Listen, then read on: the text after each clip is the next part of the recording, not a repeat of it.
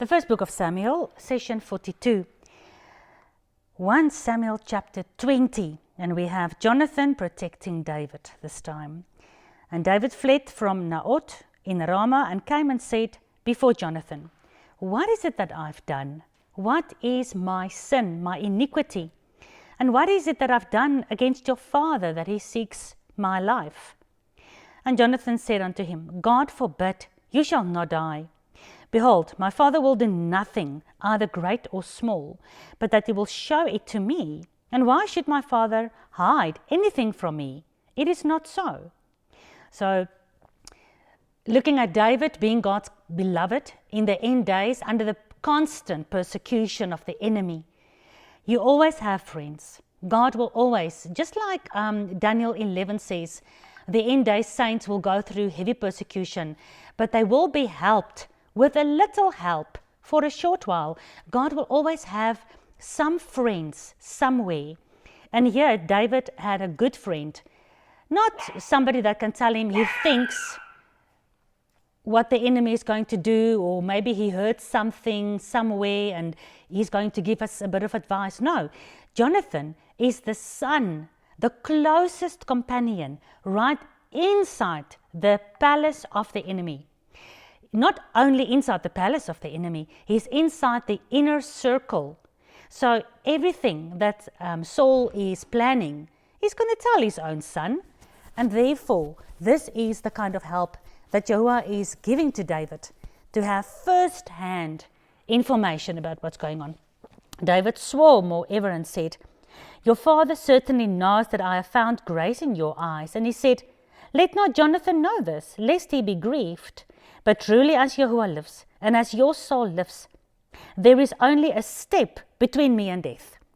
So David is very thankful and grateful and touched by his friend's willingness to be a spy for him against his own father. But he says, you know what, there's only one step. If I just step in one wrong direction, I'm dead. Because Saul has people all over the country looking to kill me. So one step out of place and, I'm gone. And I don't think your father trusts you anymore because he knows that you love me. Then Jonathan said unto David, "Whatever your soul desires, even I will do that for you."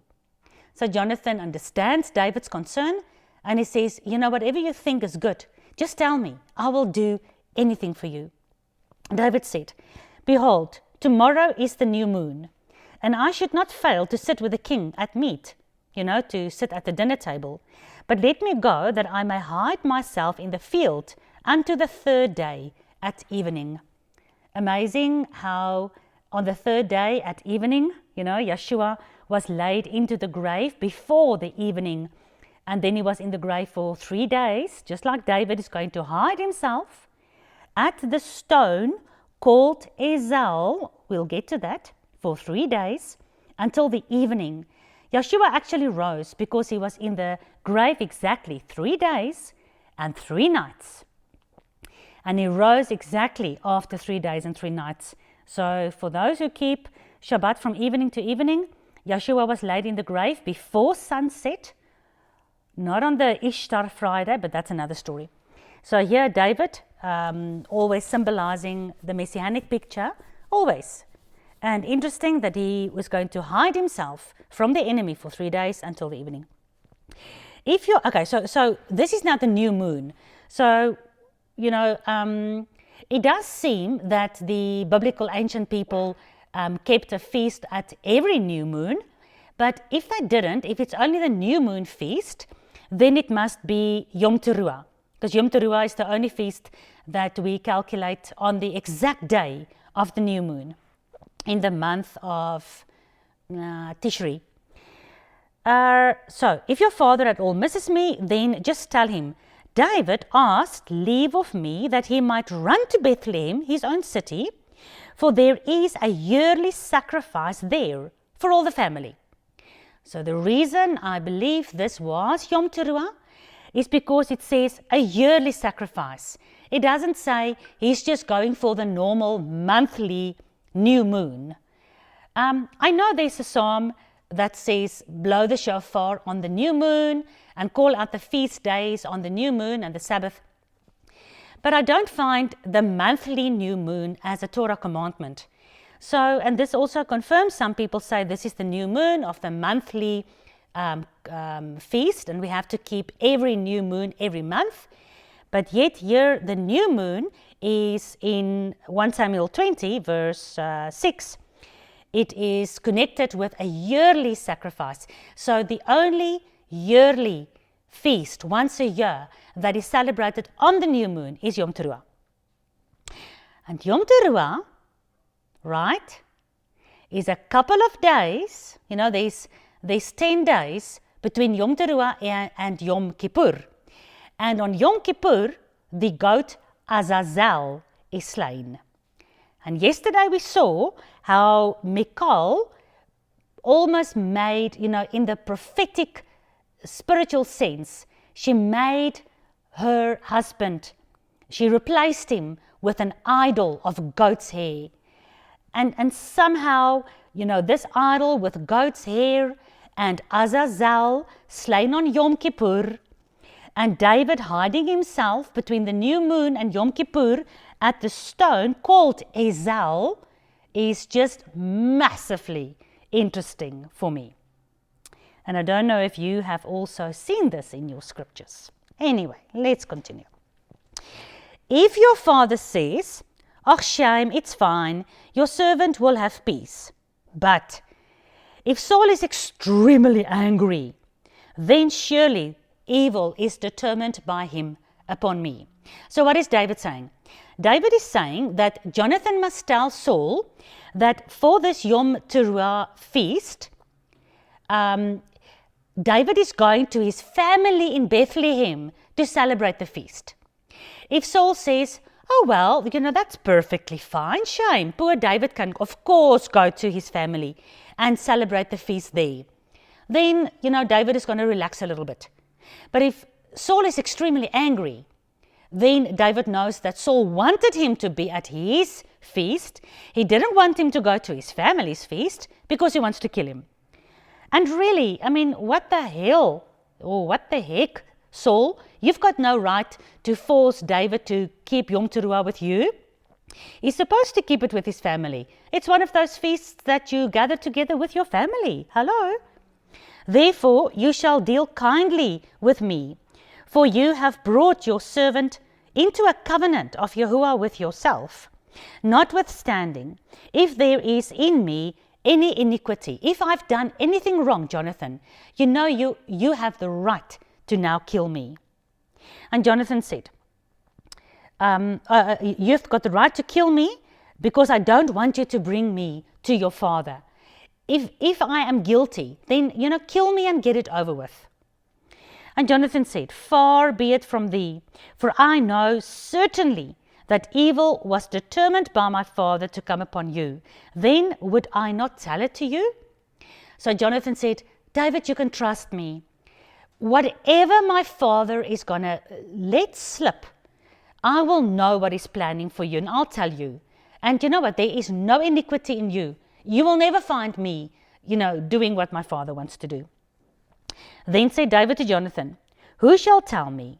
Or what if your father answers you very aggressively?" And Jonathan said unto David, "Come, let us go out into the field." And they went out, both of them, into the field. And Jonathan said unto David, "O Yahweh, Elohim of Israel, when I have sounded my father about tomorrow any time, or the third day, and behold, if there be good towards David, and I then send not unto thee, and show it to thee, then Yahweh will do so, and much more to me. But if it pleases my father to do you evil, then I will show it to you, and I'll send you away. I'll warn you in advance, David, that you may go in peace, and Yahweh be with you, as he has been at one stage with my father. And you shall know, and you shall not only, while yet I live, show me the kindness of Yahweh, that I don't die." Because Jonathan knew that David is the anointed of God. So Jonathan said, "While I'm alive, and Yhwh is with you, not with my father anymore. You will show kindness to me and you will not kill me. But also that you will not cut off your kindness. You will not stop being kind even to my house forever. No, not when Yhwh has cut off all the enemies of David, everyone from the face of the earth. Poor Jonathan. I love this man. I loved him. I fell in love with this biblical, godly man when I studied him as he went up that hill, remember, to go and kill the Philistines through the narrow pressing and the sharp rocks, remember. This beautiful man, he knows that Yhwh is going to cut off all the enemies of David, and that includes Saul and all his house. And of course, all his house includes Jonathan himself. So Jonathan knows. He doesn't only know about right now, but he also knows about the future. He knows that he can trust David. David is a good man, and he can go to his death knowing that David will look after any seed that remains of the house of Saul, even after Saul has been his enemy and his persecutor unfairly. Jonathan knows the kind of man that David is, because David is a godly man. So Jonathan made a covenant with the house of David, saying, let Yhwh even require it at the hand of David's enemies. Let all the unfairness come down on the head of David's enemies. So Jonathan caused David to swear again, because he loved him. For he loved him as he loved his own soul. Is there anyone in your life of whom you can say, you love him as you love your own soul? Yeah, I know the Bible says, love your neighbor as yourself. Who really does that? Let's be honest. Who of us really love another person, besides now your husband and your children? But I mean, what friend? Do you have a friend that you love as you love your own soul? Friends like that, guys, are so scarce. Then Jonathan said to David, tomorrow is the new moon, and you shall be missed, because your seat will be empty.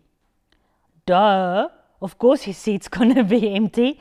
Hello, he escaped murder 3 times from Saul's hand. Do you really think he's going to come sit at the table with Saul? Saul maybe not have his javelin or his spear in his hand this time, but he has a knife. So do you really think David is going to trust Saul with a knife or a fork? I don't even know if they ate with knives and forks in those days. Maybe they just ate with their hands. But I mean, Saul could have, called one of his soldiers. Oh, here's David. Finally, kill him somewhere here at the table. David's not stupid. And when you have stayed 3 days, then you shall go down quickly and come to the place where you hid yourself when the business was in hand. And you'll remain by the stone Ezel. So look at the significance. Ezel in Hebrew means departure, or to be used up until there's nothing left and you have to go away. Departure, to be used up, exhausted. You have exhausted everything. So by the time David is going to come to the stone Ezel, after he has hidden himself, he has already fled 3 times from the hand of Saul. And now he's going to hide for 3 days. And he's going to actually give Saul a 4th chance through the spying of Jonathan to see if maybe Saul didn't change his mind. But if at this point Saul didn't change his mind about killing David, then David have to take his exit. He has to depart away from this area. He has used up all his patience with Saul. He has exhausted every avenue, every possibility that he has tried to sort things out with Saul. So in the physical, he's waiting here at the stone Ezel. But in the spiritual and in the prophetic, Ezel is spelled very similar to Azazel. And Azazel is the scapegoat of Yom Kippur, that is the feast that follows Yom Teruah. And Azazel is the scapegoat that is taken outside of the camp, that is departing outside, that is used up, and all the sin of the camp is put on the head of Azazel, and he goes out of the camp and then eventually dies when he falls over the hill, and all the sin is taken with him, and he has exhausted all the sin and all the transgressions of the camp. So see how beautiful Ezel and Azazel at this stone where poor David is waiting to hear the final decision from King Saul. So Jonathan says, So Jonathan said, I will shoot 3 arrows. Everything is 3. He has to hide himself for 3. He has given Saul 3 chances. Joshua was in the grave for 3 days. And now Jonathan will shoot 3 arrows on the side of stone Ezel, as though I'm shooting at a mark, as if he's just going to shoot a bit of arrows in the field. And behold, I will send one of my servants and I will say, go find my arrows. If I expressly tell the servant, behold, the arrows are on this side of you, please come and fetch them there. Then you can come out, David, for there is peace to you and not evil, as Yhwh lives. So if Jonathan tells his servant, the arrows is on this side, they're on the side of you, your stupid servant, go to the side. Then that will tell David that there is no Ezel, there's no departure, there's no exhaustion. He still has another chance. He hasn't used up all his chances. Then he can come out. Then he's going to be safe. But if I tell this unto the young man, behold, the arrows are beyond you. You must go even further down. Then rather run away, David. Go your way. For then Yhwh is sending you away. Just like the scapegoat is sent out of the camp, sent away out of the camp, Azazel, and he escapes. He's the scapegoat. The sin and the trying of excuses and the giving of chances is all then on Azazel, and he is sent out of the camp. And here, God himself is basically sending David away if the arrows is beyond the stone Ezel, like Azazel is sent beyond the camp to go fall over the cliff and die. And as touching the matter which you and I have spoken of, behold, Yhwh is witness between you and me forever. So David hid himself in the field. And when the new moon has come, the king sat him down to eat his feast, dinner. And the king sat upon his seat, and as all the other times, even upon a seat by the wall. And Jonathan arose, and Abner sat by Saul's side. But David's place was empty. Nevertheless, Saul spoke not anything that day, for he thought, maybe something hath befallen him. He is not clean. Surely he is not clean. All right, what is this about? So when we look for the new moon to keep Yom Teruah, the way that we believe is that the new moon is when you see the first crescent of the new moon. Some people believe it's the dark moon. I don't care. It doesn't matter whether it's the dark moon or the first crescent. The fact that you are keeping Yom Teruah is already fantastic. All right. So whether it's dark moon or new moon, I believe it's the crescent, seeing the first sliver, because the way in which the biblical people kept Yom Teruah is the only feast of which you don't know the day or the hour. Why? Because with Pesach and first fruits and unleavened bread and even Shavuot, and then of course Yom Kippur and Tabernacles, you count specific days from the new moon. So it's easy to calculate those feasts. But Yom Teruah, the Feast of Trumpets, is not easy to count, because you need to wait for the previous month's moon to grow totally black. And then when it's black, you're waiting for the first sliver to come, and then you know it's the new moon. But sometimes the next night, the moon is also dark. You can't see the first sliver yet. That's why Yom Teruah was actually planned sometimes, or most of the times, to be celebrated over 2 nights. So you prepare because Yom Teruah is a Sabbath. So you prepare on the preparation day before the Sabbath, you prepare for Yom Teruah. But that night when the moon comes up and it's still dark, well, then you eat the food. But then the next day you again prepare for the celebration, and probably that night you'll see the sliver of the new moon. So sometimes when they sit down to eat the feast of Yom Teruah, it's not really the feast of Yom Teruah, and they have to repeat it the next night. So this explains to you why this feast was kept for 2 days. It's not a 2-day feast. The Jews today keep it as a 2-day feast for the very same reason. They have to actually keep it for the exact night on which they can see the sliver of the new moon. And that is why Yom Teruah is called the day the day of the Lord that comes like a thief in the night, of which you don't know the hour or the exact day. You know the feast time. You know Yeshua's coming back during Yom Teruah, but you don't know the exact day and hour. So that is the Hebrew idiom for Yom Teruah.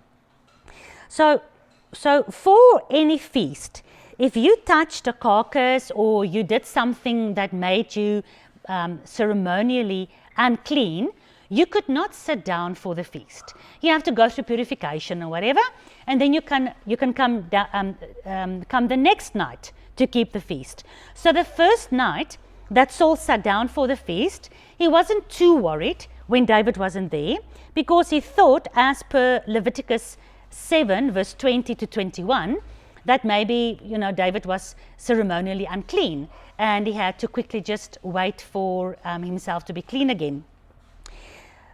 And I'm just asking a very logical question. Saul, do you really think it is uncleanness that's keeping David from your table? Didn't it cross your mind that he's actually hiding from you? Verse 27, and it came to pass on the morning, which was the 2nd day of the month, that David's place was still empty. And Saul said unto Jonathan, wherefore did not the son of Jesse come to eat, not yesterday and not today? And Jonathan answered Saul and said, David earnestly asked leave of me to go to Bethlehem, to his family. And he said, let me go, I pray you, for our family has a sacrifice in the city, and my brother, he has commanded me to be there. And now, if I found favor in your eyes, let me get away, I pray you, and see my brethren, and see my family. Therefore, he didn't come unto the king's table. So Saul actually was very angry because of this. But my question is just, you want David to be disobedient to his own father, his own family, and his own brothers. You don't want to allow him to keep the feast with his own family. You've got absolutely no reason to be angry. The only reason you are angry is because you knew that this will be your chance to kill him, and you wanted to use the feast of Yahuwah as an excuse to kill Yahuwah's anointed. So verse 30, then Saul's anger was kindled against Jonathan, just like David thought. And he said, you son of a perverse, rebellious woman. He's now speaking to Jonathan. Do not I know that you have chosen the son of Jesse to your own confusion and unto the confusion of your mother's nakedness? So now he's basically swearing Jonathan, and he's swearing Jonathan's mother, like that disgusting swear word that people use in the Hollywood movies. You bring down your own confusion. You are confused because you are choosing David, you and your mother's nakedness. This is quite bad. For as long as the son of Jesse lives upon the ground, don't you know, you stupid Jonathan, you stupid, foolish little boy, that you will not be established as king, nor will you inherit the kingdom. Therefore, now send and fetch David, because he must surely die. And Jonathan, listening to all this, he knows, like I said to you in the previous session, he knows very, very well that God has left the house of Saul and God has chosen David. So Jonathan has made peace with the fact that he's going to die together with his father Saul. And he's made peace with the fact that his brother, his friend that he loves like his own soul, will inherit his throne. I mean, Jonathan had all the opportunity to kill David, to make sure that himself will become king. But, you know, this man understands God's principles more than most people, because any other human being would not have just free willingly given their opportunity to become king over to another person, just like that. But Jonathan did. Jonathan answered Saul his father and said, "Wherefore shall he be slain? What is it, Father, that David actually have done to you?" Look at what Saul does. Exactly what he did to David, he's now doing to his own son. And this is also the manner of the Antichrist kingdom. You know, the devil uses people as puppets, and he promises them, you know, riches and the kingdom and power and authority and position. But the moment they start questioning him in the end days, then Satan turns upon his own little minions, his own little slaves and servants. And just like that, Saul now cast a javelin at his own son to kill him, just like he did with David. Whereby Jonathan finally knew, and just like the stone Izal is called to be used up, exhausted, so here Jonathan is exhausted with trying to get his father to see reason. Here Jonathan used up every opportunity that he could to try to get his father to see reason. And here Jonathan also becomes just like David, feeling like he wants to hide at the stone Izal, because now Jonathan knew that it was determined that his father would kill David. Jonathan tried everything, but all his efforts is now exhausted. Stone Izal. So Jonathan arose from the table in fierce anger. Now he also had enough. You know, he reached his point also. And he didn't even eat the meat of the feast the second day of the month, for he was angry about David, and he was grieved for David, because his father has done shamefully. And it came to pass in the morning that Jonathan went into the field at the time appointed with David. And this time appointed means feast day in the Hebrew, so that's very prophetic. And he had a little boy with him, his servant. And he said unto his servant, "Run, find out now the arrows which I'm shooting." And as the lad ran, he shot an arrow beyond him. So he specifically, from the first arrow, he didn't waste time, shot the arrow beyond stone Izal, just like he prearranged with David. And when the lad was come to the place of the arrow that Jonathan had shot, Jonathan cried after the lad and said, "Is not the arrow beyond you?" I think as he was shouting out those words, "Arrow beyond you," I think he was crying, because with those words he was sealing his own death, and he was ending his friendship with David, because he knew he would never see David again. It's time to depart. You know, David, the arrow is beyond stone Izal.